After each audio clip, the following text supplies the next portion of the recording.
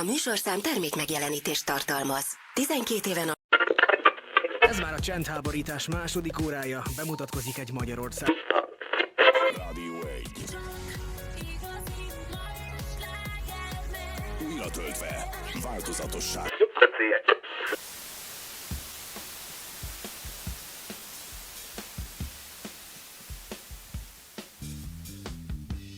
The first time I was ever in Kecskemét, the 8th largest city in Hungary, was a little hair-raising. My wife and I were in Hungary, renting a car to visit cities in pretty much every part of the country. Between us, she's easily the better driver, no matter what country we're in, and a more confident one too. Hungary's highway system is generally pretty easy to drive around on, but a real annoying aspect about it is how many of those highways lead right back to Budapest.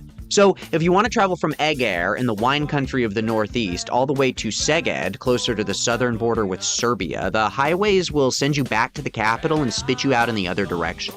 We had already made that trip a couple times at this point in our travel, and we felt comfortable enough on the Hungarian roads we'd been on so far, so we skipped the highways and took a different route through Jászság and Kecskemét, putting us more as the crow flies. This was pretty exciting for me because I knew these were two counties that were granted in the Middle Ages to the Yas and Cuman people, East Iranian and Turkic nomads who sought refuge in Hungary, a piece of Hungarian history I find fascinating.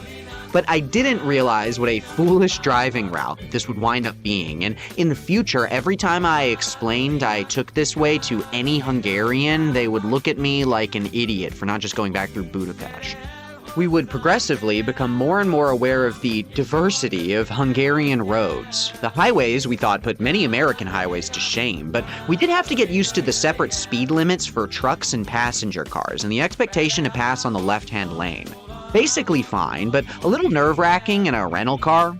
All of this taught us a lesson in humility, however. It's funny, because once on the drive, we started complaining about how tricky it was to do that passing maneuver every time a commercial truck was ahead of you. The count of the lanes decreased, and we were then passing in the oncoming lane. Karmically, as soon as we started complaining about how tricky that was, the road became single lane, and we were passing on the shoulder. As soon as we started complaining about the quality of the country road that we were on, it became a dirt road. And as soon as we started complaining about the dirt, we were on roads where the only other traffic was horse carts. We were humbled by this, and from this point on, we've obviously never complained about anything ever again, because once we were out of this extremely rural stretch of our drive, we were in standstill traffic in Kecskemét. Truly stuck there for about an hour, exhausted from the prior drive and nervous we'd miss our scheduled visit with some friends in Szeged. We were a bit tense. And when 3 military jets passed over us, breaking the sound barrier, our blood went cold. I should have known better. After all, Kecskemét has a major Hungarian air base, home to not just Hungarian jets, but foreign ones as well, and there's even a great big jet statue as you enter the town. But this was only a few months into 2022, and the war in neighboring Ukraine, one of only a handful of moments in the last few decades when serious, sober people were talking about nuclear war, had broken out. After a bit of frantic and kind of pathetic Googling, has the world ended on my phone, traffic obviously let up, and we were back on our way to Szeged, and we made our plans just in the nick of time. But the second time I went to Kecskemét, I was looking for blood.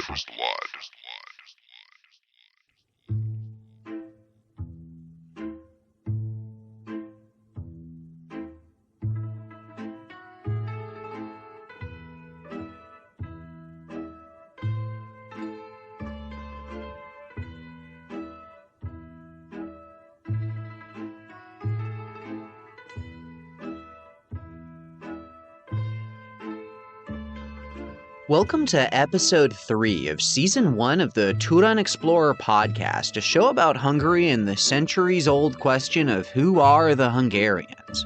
The show is hosted by me, Turan Explorer, and produced by Boss Moss. Damn, son. In today's episode, we'll be finishing out a look at the origin mythology presented by the historian Anonymus in the Gesta Hungarum, the oldest existing history of the Hungarians, specifically the legend of the Hungarian blood oath, and by doing so, I hope we'll get a picture of the broader landscape of the intellectual and political climate of the first centuries of Hungarian history.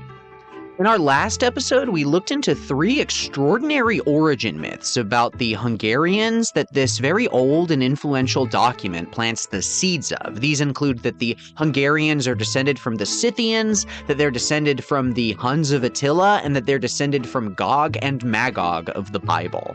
But I teased a little bit about an ancient Hungarian pagan blood oath. I didn't get to it. I apologize, but now you know how I felt when I visited Kecskemét the second time and tried, and failed, to see one of the most important pieces of Hungarian art located in that city. The amazing City Hall of Kecskemét is representative of one of the most iconic strands of Hungarian architecture, built in the turn of the century by the legendary Ödön Lechner, who fused Hungarian and Turkic folk art and Art Nouveau to create what I think are some of the most important and unique buildings in the country.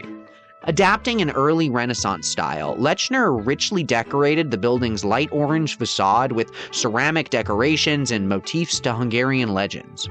But Lechner's architectural project at large was as much about inventing a new, retrospective Hungarian approach to art as it was about pulling from an already existing Hungarian culture. This is an ambition that you'll find runs a lot among a lot of these turn-of-the-century Hungarian artists. Lechner explicitly said his goal was to invent a new Hungarian style, stating, "There was no Hungarian form language, but there will be, because there has to be. This conviction leads me to a running in life whose sole purpose is to pave the way for the formation of the Hungarian formal language." The magnificent City Hall of Kecskemét, deliberately creating a new aesthetic based on Hungary's past, features statues and reliefs to many of the major figures of Hungarian history. Went to Kecskemét City Hall knowing that a lot of money had been spent fairly recently to restore much of the art that had been inside, as well as the building itself. I figured, why spend a ton of cash to restore some art if you're not going to allow people to come in and take a look? But the guard at the door told me it was strictly a government building of government business, and that I couldn't even make an appointment to take a tour of it later. Maybe he just wanted the American exercising his B2 conversational Hungarian out of his hair, but I never got around to finding an alternative way inside the building. The bold design of the building's exterior caused artistic controversy when its ambitious style was first erected, and some of the murals inside caused controversy today. A fairly tame one depicting the coronation of the Habsburg Franz Joseph I of Austria, and a much more problematic one, under which the Kecskemét representative body even meets under, depicting Hungary's World War II-era leader and Nazi ally Miklós Horthy, whitewashed in the 1940s but restored in this century. I didn't come in search of those, however. The most famous mural in the entire building is actually a fresco depicting the ancient Hungarian blood oath, commissioned in 1895, a pivotal year for the Hungarian nation as they celebrated the 1,000-year anniversary of the Magyars' arrival into Europe. Many of the most internationally renowned buildings in Hungary and masterpieces from the culture were created during this time. Painted by the Transylvanian romantic Bertalan Siké, in fact the last secular artwork Siké ever made, it is in my opinion a beautiful and evocative portrayal of one of the most rich fantasy universes I've ever seen. 7 chieftains stand around a tree stump as one leans over a vessel pulling a blade across his forearm. The other chieftains are all either wrapping their arms or pulling up their sleeves, patiently waiting for their own self-mutilation. The chieftains have extraordinarily large mustaches and don various helmets with pointed tips and magnificent feathers for plumage, a fusion of the armor styles many Eurasian peoples wore thousands of years ago, but also some anachronisms from the turn of the century too. Their outfits and the crimson, gold, and cobalt textiles they consist of are all unique, many of which use traditional Hungarian folk patterns, but others seem more obviously oriental, with beautiful tassels and fringe dangling at the ends. These are horse lords, a European's vision of his eastern nomadic ancestors, so of course they all wear spurs. But what I love are the exotic animal pelts the chieftains are wearing. Two men are even wearing what looks like leopard skin, one of those presumably being the High Prince Almos himself, who is tall, dressed in a golden pallet, and gently placing his hand on the stump around which the ritual is being conducted. And for a further Easter egg in this fresco, if you take a look at it at home, because God knows the Kecskemét City Hall staff might not let you in, the vessel they're collecting their blood in is a real artifact, a symbol of Hungarian nationalism, but it is quite likely not actually Hungarian, or at least predates the arrival of Hungarians in the region. The vessel, currently in a museum in Vienna, looks like a small clawfoot bathtub with a bull's head facing inward. It was found by a Serbian farmer in what is today Romania as part of a catch of 23 vessels called the Treasure of Nagy St. Miklós, which also includes a mysterious artifact depicting a griffin abducting a human body and a mounted Asiatic warrior dragging a captive by his hair. The Treasure of Nagy St. Miklós features what many archaeologists have suggested are Persian or Sassanid-style features, but this would have likely been brought to Hungary through an intermediary culture that we don't have a totally clear image of. One vessel in this treasure catch features Greek script, but the language isn't Greek. It's possibly a form of Turkic. There's intense debate over whether the civilization came from the Avar Khaganate, which preceded the Hungarians in the region, the Byzantine Empire, the Khazars, the Bulgarians, or indeed also the Hungarians. This ambiguity of this treasure's identity, however, did not dissuade 18th century Hungarians from presuming it was of early Hungarian origins and that its griffins were obviously mythological Hungarian turul falcons, and the bull-headed bathtub, often called the Cup of Attila, can be seen as a motif across Hungary. I've seen it at some bus stops, on some gravestones, and featured, indeed, on this Blood Oath painting. I think Bertalan Sikei's captivating Blood Oath fresco presents a romantic and even magic scene by vividly reimagining the Hungarian past, and I do encourage you to look it up for yourself if you're not, driving or something. But this Blood Oath is not only represented in turn-of-the-century nationalist Hungarian art, it also likely inspired some of the lore of the massively multiplayer online role-playing game World of Warcraft. As written about by users of the Warcraft lore subreddit, there are remarkable parallels between the game's history of orcs and the early Hungarians. Full disclosure, I've never played World of Warcraft, but it's funny to read about how, like the Hungarians, the orcs at some point had 7 principal clans. They are shamanistic raiders, like the early Hungarians were. Some are called the Magyars, which sounds awfully similar to the Magyars. They traveled west after receiving a prophecy, which is another foundational legend in Hungarian mythology. But most importantly, the orc clans assembled at a meeting to drink the blood of the Pit Lord Manaroth the Destructor. It's obviously not that flattering to be compared to orcs in pretty much any context, so I don't know how much pride you can take in that illusion, but I'd be lying if I didn't say I support anything that helps people learn more about Hungarian history.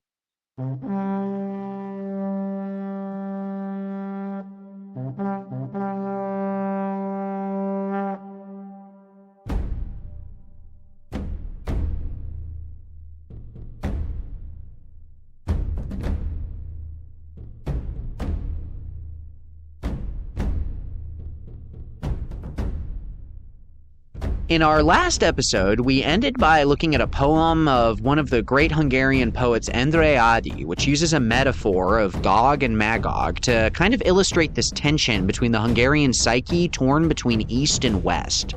And he also refers to a gruesome anecdote about Vazul, the possibly pagan cousin of István, being brutally murdered with molten lead poured down his ears. István, you should know, was coronated in the year 1001 AD, introduced Christianity to Hungary, and as such, he's considered the first king of Hungary. He's maybe the most important Hungarian historical figure, but as the first king, he's considered the last of the grand princes, kind of a mysterious role in the early composition of pagan Hungarians. Grand Prince was usually elected by a federation of tribes, which, as Anonymus mentions, consisted of 7 Magyar tribes, but the Gesta Hungarum admits something that Byzantine sources from the time indicate was actually true, that there were 3 at least Kabar tribes who were a rebellious offshoot of that Khazar civilization that the Hungarians were vassals of before crossing into Europe. The relationship between the Khazars, Kabars, early Hungarian tribes, and Judaism is one that fascinates me endlessly, and while there actually was an early Hungarian king descended from a Kabar family whose ancestors may possibly, but certainly not provenly, have been Jewish, it's less the Khazars' religious organization and more their social organization that most impacted those early Hungarians. Some historians have written that the Hungarians adopted the Khazar social order, and Byzantine sources even called the Hungarians Western Turkia, in contrast with the Khazars, who were Eastern Turkia. One political characteristic that the Magyars very likely inherited from those Khazars was a system of dual princes with 2 distinctly different roles. These princes include a kende, a religious leader, and a gyula, a military leader. István was descended from a line of grand princes called the Arpad dynasty. This dynasty would reign for a couple hundred years after István's death, named after the leader of the Magyars who arrived in Pannonia. Arpad is the son of Almos, and his counterpart leader was named Kursan. There's a lot of debate over which one was the gyula and which one was the kende, if this system of dual princes is believed to be true. There's a note in the Gesta Hungarum that Almos died before entering Pannonia, and historians have read the details regarding this a few different ways. Some historians, including Gyula Kristo, think that Almos died because he was sacrificed, which sounds extreme, but actually wouldn't have been an impossibility among certain steppe societies. If this sacrifice was the case, that means that Almos was a kende, the spiritual leader, and that would have made Arpad the kende as well, alongside Kursan, the military gyula. Other historians, however, like András Ronatash, believe this is ridiculous, and if Almos was killed by the Magyars, it would have been maybe a power grab at the hands of his son Arpad. That's if we can even trust Anonymus's telling of the events anyway. There's debate as well about the original pronunciation of Kursan, that mysterious second prince alongside Arpad. Byzantine sources actually write a bit about him. The Byzantine Emperor Leo the Philosopher contracted the early Hungarians in the few years prior to their migration into Hungary to attack the Bulgar Empire from the east, and those Byzantine sources refer to him by a few different names: Kusal, Chusal, Kusanes, and more.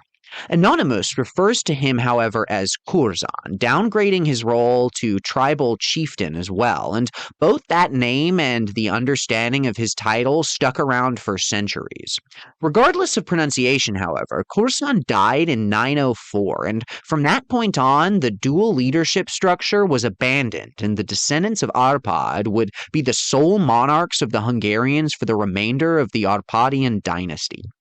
There's also a debate over whether it was the Hungarians who appointed the High Prince Almos, Arpad's dad, after leaving the Khazars, or if he was appointed Grand Prince by the Khazar Khaganate itself, before the Hungarians began that final migration westward.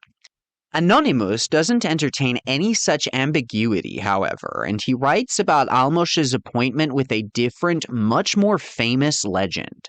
I feel kind of bad that I promised you that blood at the beginning of the last podcast, and I've held out until now, but trust me, the blood is coming.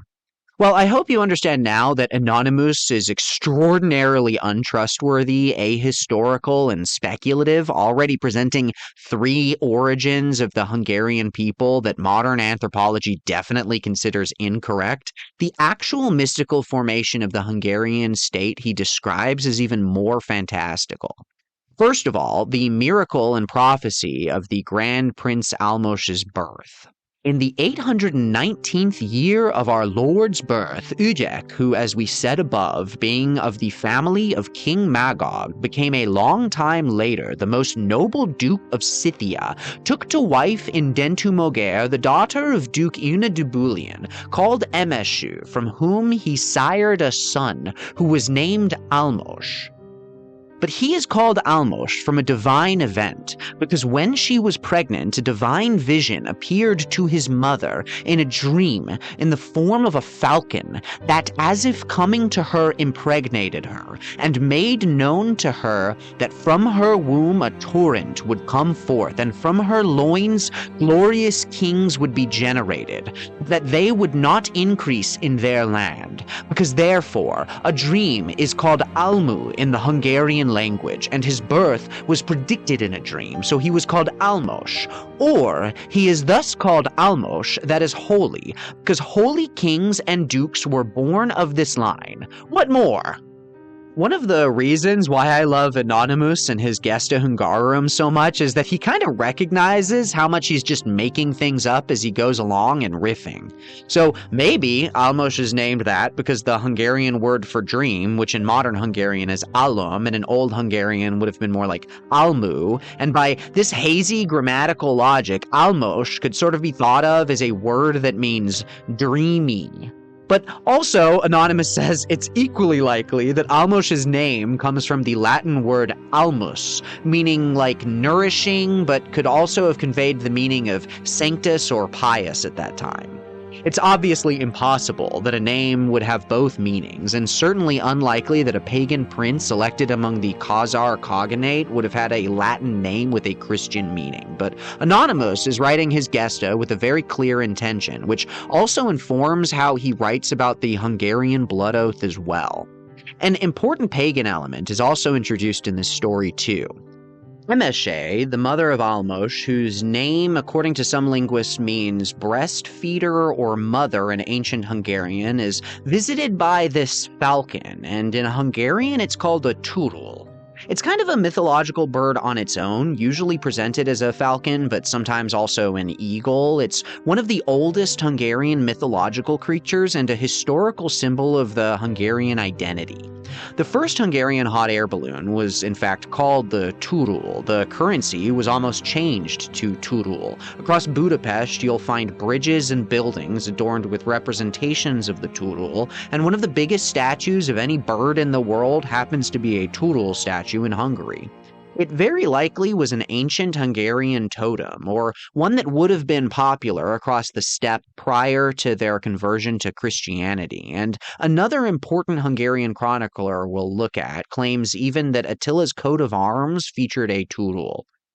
Across steppe cultures, falconry remains an important sport and hunting technique, and the association between pregnant women and falcons can be seen in some cultures in Central Asia, including in Kazakhstan and Kyrgyzstan, where sometimes falcons are even traditionally brought into the yurts or homes of women as they give birth.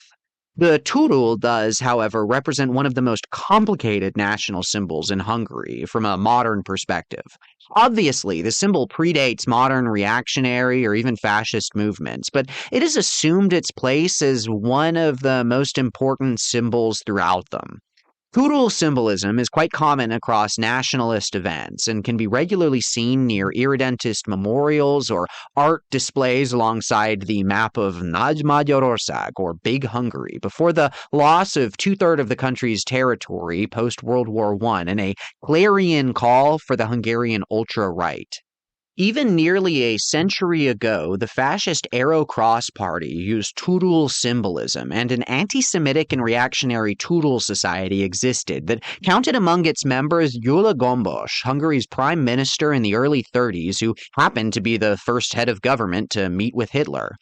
And I've even seen a couple of these ethnocentric ancient alien cults making a claim that the ancestors of the ancient Hungarians came here from outer space, from somewhere near the dog star Sirius, and one of their crafts was named the turul. But we've got a long way to go until we get to the 40s or today. In Anonymus's time, and indeed for many normal Hungarians, the chronicle remained an important piece of the pagan Hungarian religion that seeped its way into this Christian narrative and the creation of modern Hungary, and one of the few ones that he wasn't making up based on ancient Greek literature. Anonymous is trying to provide an understanding based on a lot of the literature that he's reading of what kind of pagan society the Hungarians came from. And so he's illustrating their history with a lot of magic and prophecy. But he's also trying to fit them into a Christian iconography and worldview. Square pegs in round holes like Gog and Magog being the forefathers of the Scythians help do this. He's playing a dangerous game with this, however, because he can't ever make the pagans seem too pagan. When Almos's mother has a pagan prophecy unveiled to her in a dream that her child is conceived of a falcon deity, he's got to hedge that with a long-term prophecy that his line is predestined to ultimately lead to the Christianizing of Hungarian society. Anonymous pulls this same move throughout the text as he attributes some Christian values or destiny to leaders who are definitely pagan. Okay, so now we see this dynamic on display again with the blood. Here's the blood.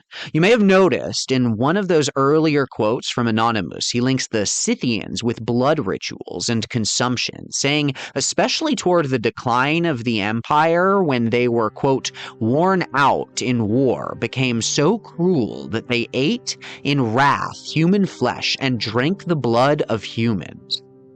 But now new blood rituals emerge yet again as the 7 independent Hungarian tribes are forming their coalition. He writes, "These 7 leading persons realized from their common and true council that they could not complete the journey begun unless they had a duke and ruler among them.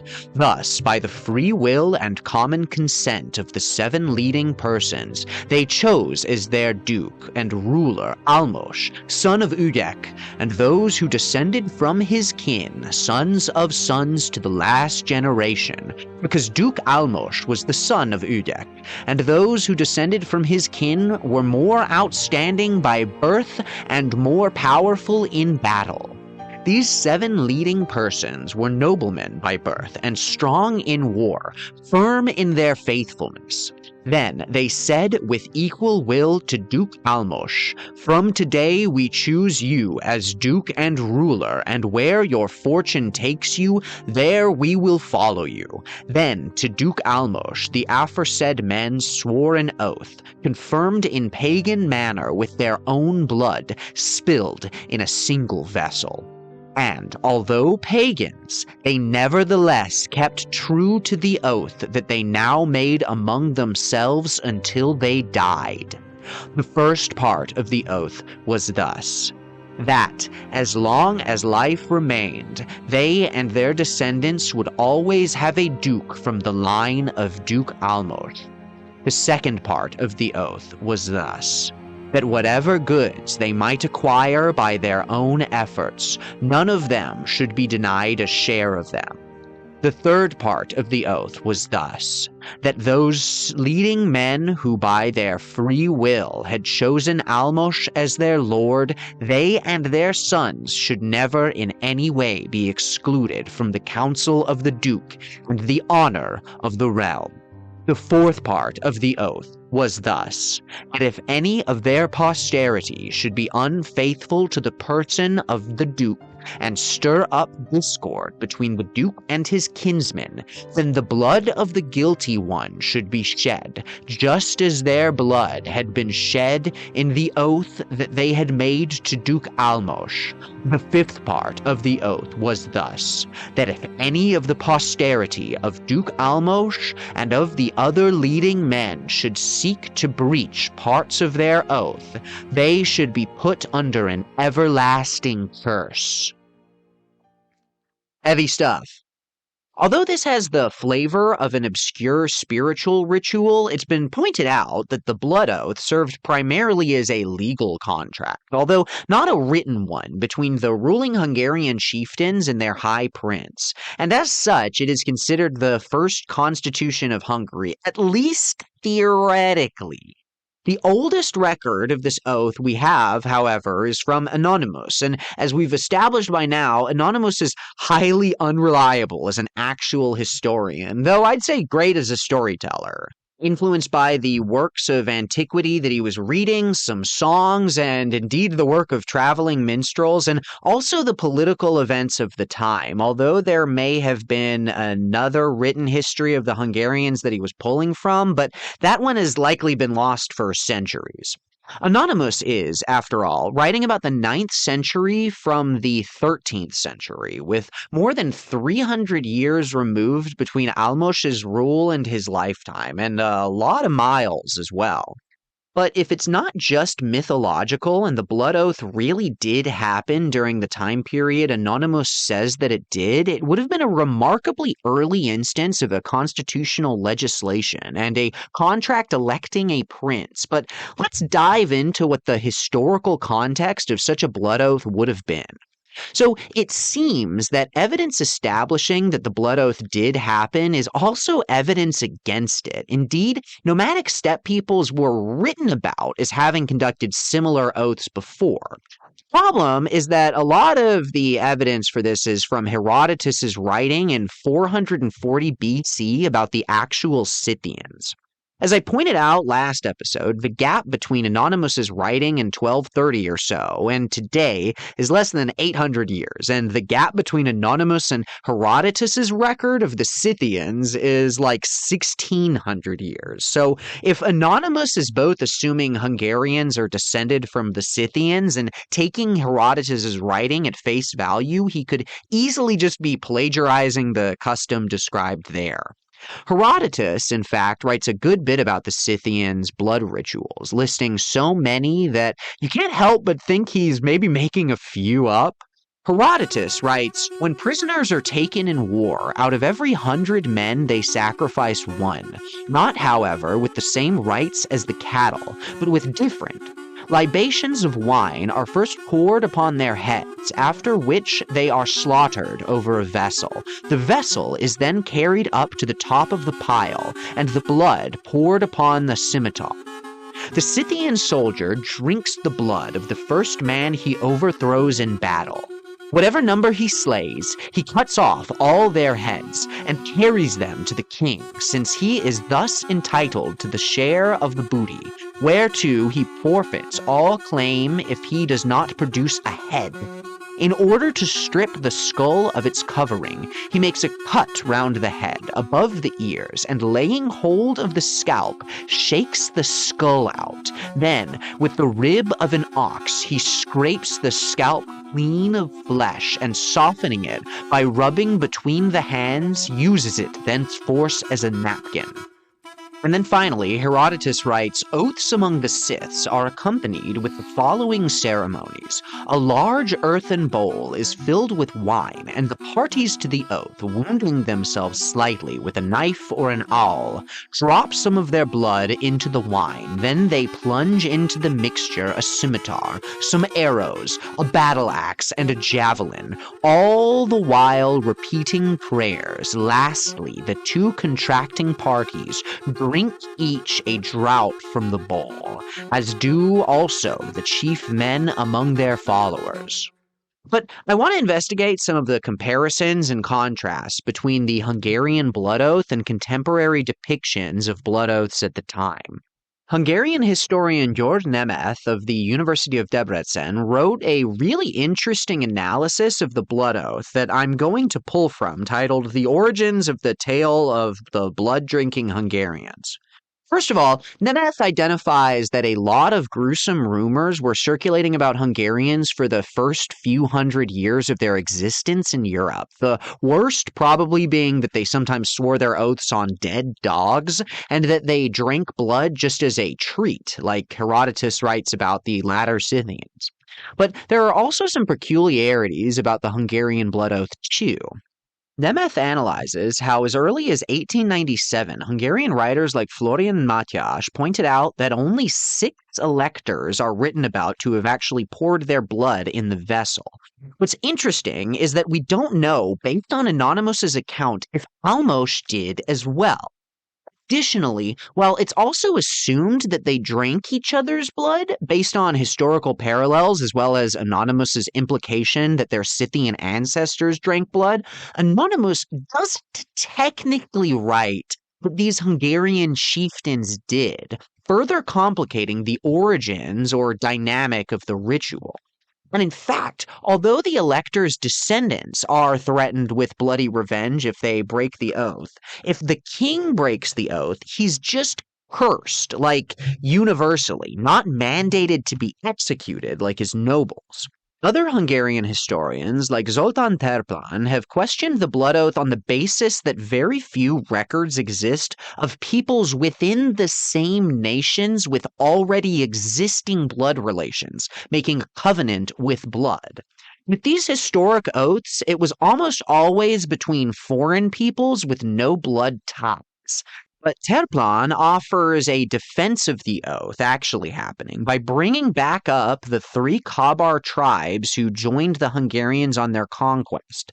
Terplan suggests that this oath may have been taking place, but it may have been between the 7 Magyar tribes and those 3 Kabar tribes, though this is speculation and really can't be proven by any written sources. Jordan Nemeth, on the other hand, quotes this theory and says that it makes sense given a lot of the ambiguities of Anonymous's account of the blood oath, but it's risky to replace a questionable written story with an unwritten story. While Herodotus writes about the Scythians performing blood oaths, this practice was actually written about in other records from antiquity as well, and it wasn't just steppe nomads. On the one hand, oaths of friendship did exist among many peoples, from Germans to Mongols, although these are distinct from legal covenants like the Hungarian oath, and almost never involve the actual tasting of blood. Some other blood pacts did, however, involve the tasting of blood, and many were written in Anonymous's time. A Norman chronicler, for example, wrote that an alliance between the Byzantine Emperor Isaac II Comnenus and Saladin the Egyptian Sultan concluded a treaty of friendship by drinking each other's blood. Additionally, it's recorded that the Emperor of Constantinople, Baldwin II, made a blood covenant with the Cumans, one of those nomadic Turkic peoples to Hungary's east who wound up settling in the country, where they mixed their blood into a silver cup, mixed it with wine and water, and drank it to become basically blood brothers. Finally, the English author Giraldus Cambrensis writes about Irish people in the Topographica Hibernica that they tasted each other's blood when they concluded a treaty. But Nemeth uses these examples to make a point that often when these blood oaths are written about, they were full of fanciful tales about the savagery or barbarism of the faraway people that they were covering. It's not the first time the Irish were written about, having conducted blood oaths, as this was actually something the Greek geographer Strabo wrote about the Irish as well, saying, "Concerning the island of Ireland, I have nothing certain to tell, except that its inhabitants are more savage than the Britons, since they are man-eaters as well as heavy-eaters, and since further they count it an honorable thing that when their fathers die to devour them. I am saying this only with the understanding that I have no trustworthy witnesses for it, and yet, as a matter of man-eating, that is said to be a custom of the Scythians also." Here we have another reference to the Scythians drinking blood, the common reference point for the cannibalistic Irishmen, but at least Strabo has the intellectual integrity to hedge his claim by saying he doesn't have any trustworthy witnesses.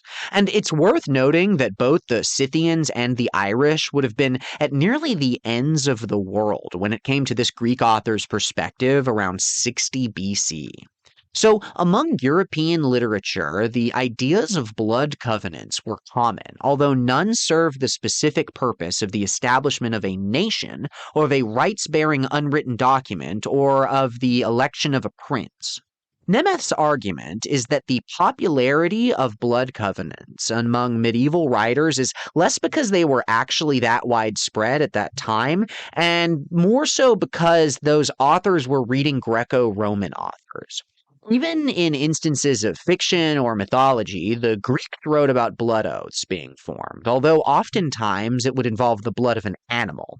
The tragedy of Aeschylus tells about the 7 leaders besieging Thebes who swear an oath on the blood and gore of a bull who had been slaughtered over a shield. Interestingly, the same amount of leaders swearing the Hungarian oath. But a really interesting one comes from Plato's Critias, who tells of the 7 kings of the island of Atlantis, that famed sunken civilization, and they give an oath to one another. Plato writes, "And when they were about to give judgment, they first gave pledges one to another of the following description. In the sacred precincts of Poseidon there were bulls at large, and the 10 princes, being alone by themselves, after praying to the god that they might capture a victim well-pleasing unto him, hunted after the bulls with staves and nooses, but with no weapon of iron. And whatsoever bull they captured, they led up to the pillar and cut its throat over the top of the pillar, raining down blood on the inscription. And inscribed upon the pillar, besides the laws, was an oath which invoked mighty curses upon them that disobeyed. When, then, they had done sacrifice according to their laws, and were consecrating all the limbs of the bull, they mixed a bowl of wine, and poured in on behalf of each one a gout of blood, and the rest they carried to the fire, when they had first plunged the pillars round about. And after this they drew out from the bowl with golden ladles, and making libation over the fire, swore to give judgment according to the laws upon the pillar, and to punish whoever had committed any previous transgression. And, moreover, that henceforth they would not transgress any of the writings willingly, nor govern nor submit to any governor's edict, save in accordance with their father's laws. And when each of them had made this invocation both for himself and for his seed after him, he drank of the cup and offered it up as a gift in the temple of the god." Another interesting account of an ancient people swearing a blood oath is in Herodotus's account of Arabs, in my opinion calling even further into question the specificity of his narrative about Scythian blood oaths. Are we really to believe that all of these people were swearing blood oaths at this frequent of a rate?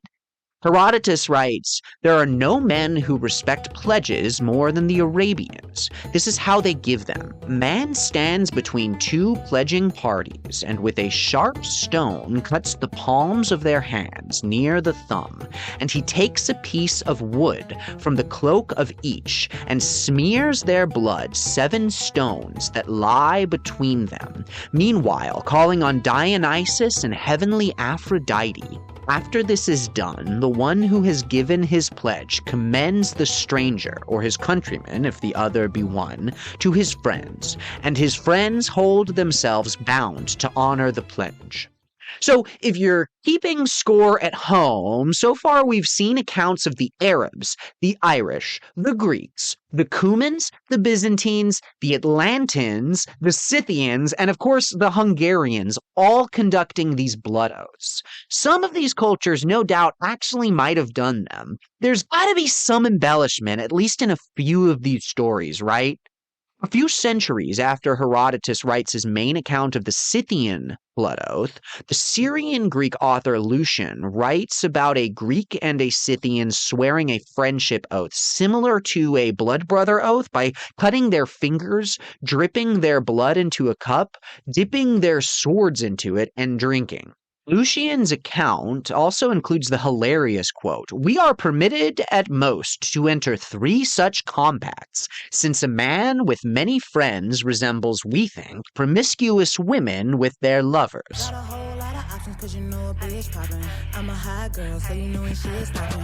Nemeth goes through some other accounts of Scythians and their love of blood, referring to a Roman source highlighting that the Scythians love bloodshed and war, and it is customary for warriors to drink blood from the very wounds of the first man they ever killed. The more a man kills, the more valued he is among them. Among the marks of shame, by contrast, surely the worst is to have no experience of shedding blood. Not even their peace treaties are without blood. The negotiators all cut themselves and sip the drawn blood after they have mixed everybody's together. They think that drinking it is the surest guarantee of a lasting good faith.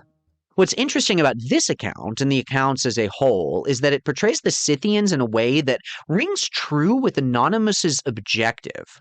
On the one hand, they're gruesome, hematophagic barbarians, but on the other hand, they're an honorable people who put some skin in the game, literally, when it comes to their promises and contracts, and they observe them honestly. The Scythians are the perfect pagan ancestors for Anonymous to link the Hungarians with. Their savage traditions and love of blood is exotic and perfect for an entertaining story, but they also underscore that the Hungarians are true to their word, legalistic, believed in honoring the rights of nobility, and even in their prehistory were destined for integration into civilization.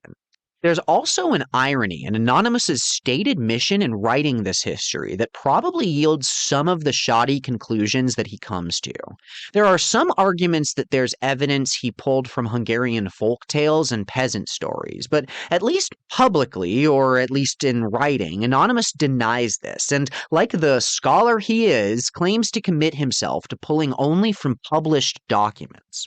Anonymous writes in his introduction, "If the very noble Hungarian nation would hear, as if in a dream, the beginning of its origin, and some of its heroic deeds from the false stories of peasants or the chattering songs of minstrels, it would not be very nice, and would be a rather indecorous thing.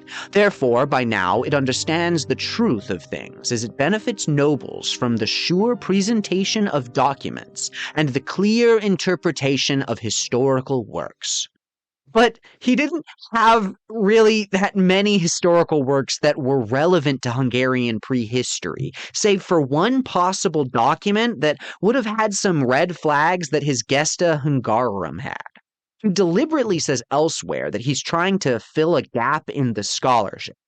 He mostly would have been educated reading works relevant to long dissipated Scythian prehistory and other documents written by Greek or Roman or other authors pertaining to peoples in even more distant lands. But Nemeth writes that there are certain modifications to the myth that Anonymous makes that highlighted the honor and civilization of the Hungarians. First of all, a blood oath is a certain type of contract, and similar to the many narratives of the Scythians, Arabs, or Atlanteans and others who allegedly made the blood oaths of antiquity, such a practice is regarded as a bit barbaric, but ultimately honorable.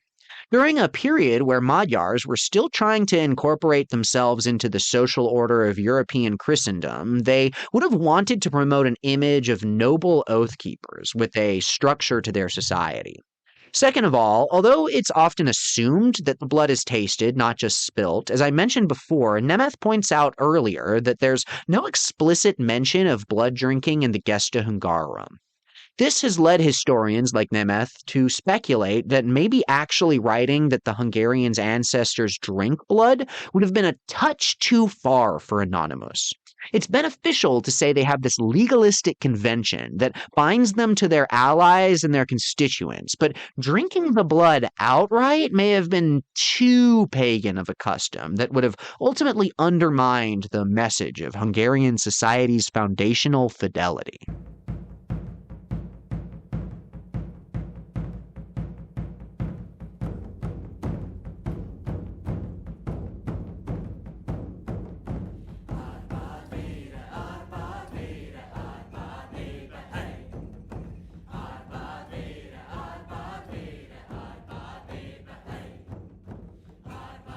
So, the blood oath was a useful myth to conjure based on what would have been the best documents that Anonymous had access to form an identity as honorable people compatible with Christianity for the Hungarians, even though they were pagan. But there's one other important social phenomenon shaping up in Hungary almost around the time that Anonymous would have written his Gesta Hungarorum, between 1200 and 1230, a massive social change carried out in Hungary but reflected across actually many European kingdoms, the issuance of the rights of nobility. Anonymus may have been Bela III's notary at one point, but by the time that it had finished, Bela was no longer the king. His reign was followed by a period of infighting between his sons Imre and Andras, in English Emmerich and Andrew. Imre was appointed heir, but Andras, described as a light-hearted but kind of selfish ruler, was desperate for the crown, and instead of using Bela's willed resources to go on a crusade to the Holy Land, Andras forced Imre to cede the territories of Dalmatia and Croatia to him. Despite leading rebellions against Imre, forcing concessions from him, and fucking things up so badly the noblemen of his principality expelled him, Imre still appointed Andras as the guardian of his son Laszlo III. Upon Imre's death, the 4-year-old Laszlo became king, and unsurprisingly died suddenly within 1 year of his reign. The child and his mother feared their uncles vying for the crown so much that they fled to Vienna to seek refuge, but even still, this young king mysteriously died. It is suspicious, and I know what you're thinking, but I cannot find any records indicating that the young Laszlo III was vaccinated. But anyway, Andras finally gets his wish, assumes the throne as king, and continues wildly unpopular and tumultuous policies, waging at least a dozen wars to seize the Kievan Rus' principalities, finally participating in the failed Fifth Crusade, angering the Holy See by appointing Jews and Muslims to administer royal revenues, and sparking a rebellion of the royal servants or servientes regis, who were freemen that owned possessions and answered to nobody but the king. The emergence of these royal servants over the past couple centuries contrasts with many other systems of European nobility, and many of the ancestors of these royal servants were castle protectors or even liberated serfs who had been granted possessions by the king. This lesser nobility was powerful in Hungary, but András's actions threatened to break down the then 200-year system of Hungarian social order. András had been granting entire royal counties to partisans loyal to him that threatened to expand their supremacy over royal servants and what possessions they had in the country. Historian Miklos Molnar writes about how contemporaries indeed described András II as a lighthearted and carefree monarch, but his reign marked the disintegration of St. Stephen's patrimonial order and the beginning of a seigneurial system. Quote, "The widespread and generous distribution of property effected by András to his faithful servants was permanent and hereditary, not given in fief and therefore not tied to the vassal system. These donations were instrumental in the growth of a new class of great barons and middle dignitaries without reciprocal obligations toward either the royal donor or the people who became their dependents along with the land." King András could not have been unaware of the impact of this veritable social earthquake. Documents refer to these changes as new institutions, and indeed they are, even at an administrative level. The rebellion of royal servants that would happen because of this, what would eventually become the lesser nobility and a kind of medieval middle class in Hungary, forced András to sign what's called the Arany Bulla, or Golden Bull of 1222. If what some historians argue is true, and the blood oath of the High Chieftain Almos was purely a mythic invention and not actually the first constitution of Hungary, the Golden Bull certainly was. What's more, the Golden Bull is one of the first examples of a set of constitutional limits being placed on a European monarch whatsoever, often compared to the Magna Carta of England, and succeeding the Magna Carta by only about 6 years, all the way on the other side of Europe.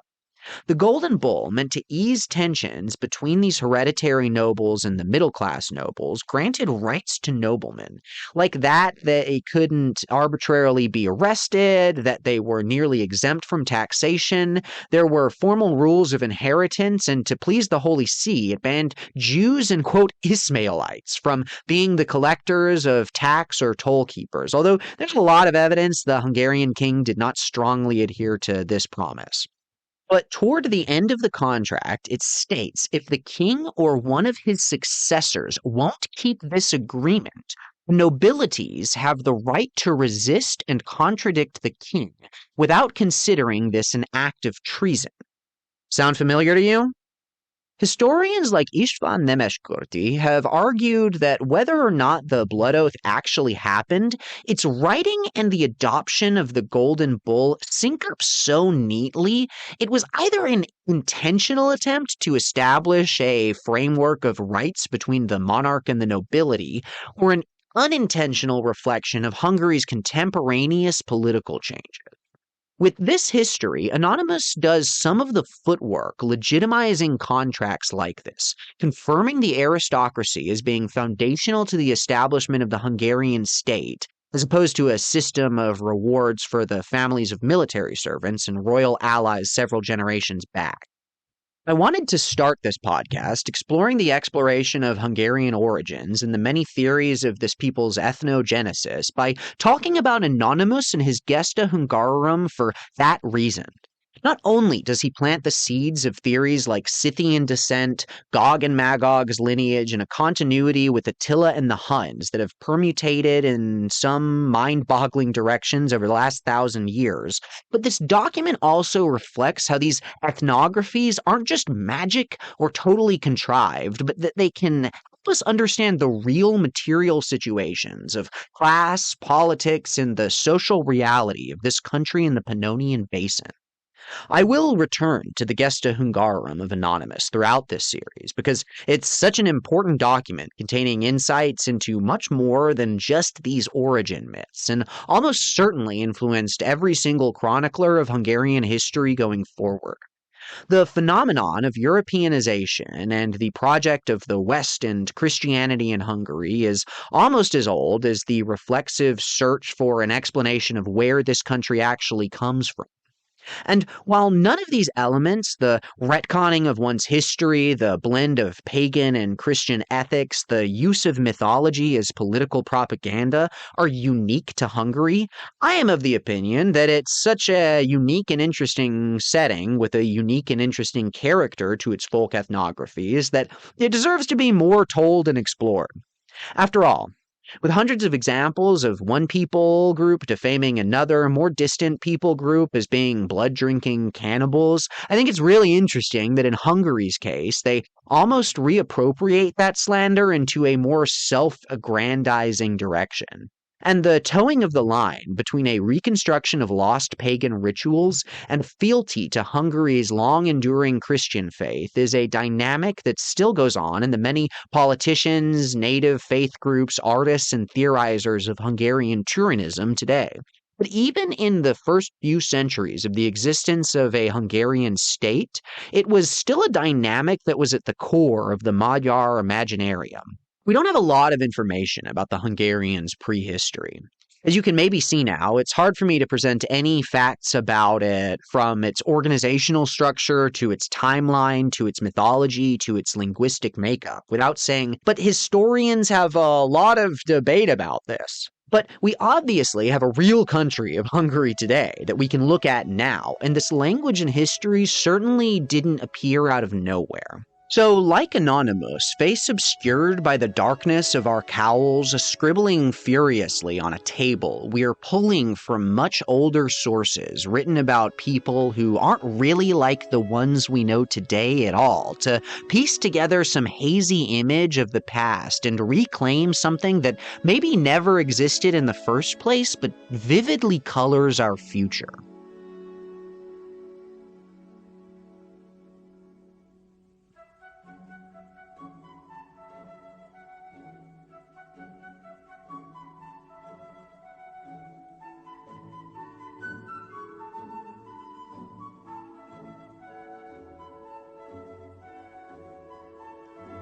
Thank you for taking all this time to explore just one document from the 13th century with me. I have an unexpected surprise for you next episode. A second document from the 13th century to spend a whole lot of time dissecting, written just about 50 years or so after Anonymous's. I'm thinking I'm going to do this podcast in a kind of chronological-ish order, because we can track all the variations of Hungarian ethnogenesis as they emerge, and some of the most famous stories are still really yet to come. So I hope you like the Arpad dynasty, because there's a lot more that I have to say about them. I am, however, a bit more of a specialist when it comes to the 19th and 20th century history, so reading this medieval literature and the scholarship about it has been pretty enlightening to me. I hope it's introduced you all to some cool stuff too. Don't worry though, because as we'll spend a good chunk of the time in the 1200s, things will progress pretty quickly from there, unless I find something really interesting or it turns out people just really like the medieval and early modern stuff. This just happened to be such a pivotal century for Hungarian records, exploration, and ethnography. The next document we'll look at, however, contains some really interesting myths about the two brothers who followed some miraculous beasts into the west and landed upon the promised land of sweet, sweet Magyarország. This myth is perhaps even a more influential one than Gog and Magog or the miracle of Almos's birth, and it's been replicated across countless forms of media. And compared to the Blood Oath, this actually does have some historical consensus for being a carried over pagan tradition that illuminates more about Hungarian history than it probably obscures. I'm excited to talk to you about that and so much more. If you discovered my podcast from my TikToks, awesome. If not, follow me at Turin_explorer for more Hungarian history. My videos are pretty heavily about Hungarian tourism and the search for origins, but they also cover unique or interesting general Hungarian history too. I'm also on Twitter, which I can't bring myself to call X, at Turin_explorer, and whatever other social media companies exist by the time that I'm publishing this episode. This podcast has been produced by the magisterial Boss Moss Records. Follow him on SoundCloud. And if you like these projects, please support us on Patreon. All that said, I'll see you next time in Turan.